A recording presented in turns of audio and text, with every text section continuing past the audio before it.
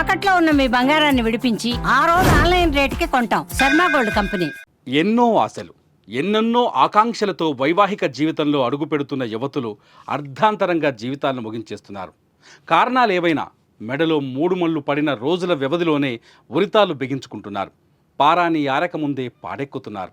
తెలంగాణలో ఇటీవలి కాలంలో నవవధువులు బలవన్ మరణాలకు పాల్పడగా తాజాగా మరో మహిళ పెళ్ళైన నెల రోజులు కాకముందే చనిపోయింది.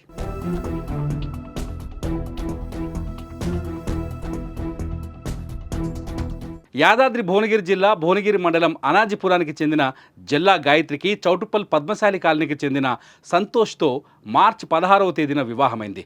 సంతోష్ కుమార్ ఓ పరిశ్రమలో కార్మికుడిగా పనిచేస్తున్నాడు.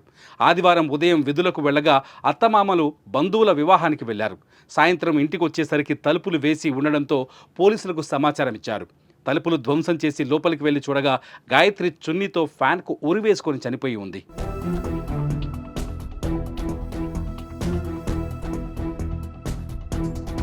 గాయత్రి చిన్న వయసులోనే తల్లిదండ్రులు మృతి చెందడంతో మేనమామ వద్దే పెరిగింది. అయితే పెళ్ళైన 25 రోజులకే చనిపోవడంతో విషాద ఛాయలు అలుముకున్నాయి. గాయత్రి ఆత్మహత్యకు కారణమేంటి అన్నది తేలలేదు. ఏం జరిగిందో ఎవరికి అర్థం కావటం లేదు. ఇష్టం లేని పెళ్లి చేశారా లేక ఇంకేమైనా జరిగిందా అనేది తెలియాల్సి ఉంది.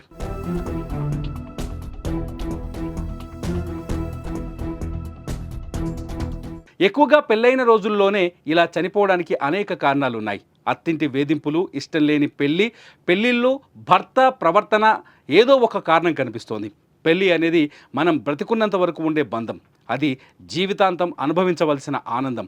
మరి అలాంటి బంధంలోకి అసలు ఇష్టం లేకుండా అడుగుపెట్టి జీవితాంతం భరించలేమని భావనతో కొందరు ప్రాణాలు తీసుకుంటున్నారు.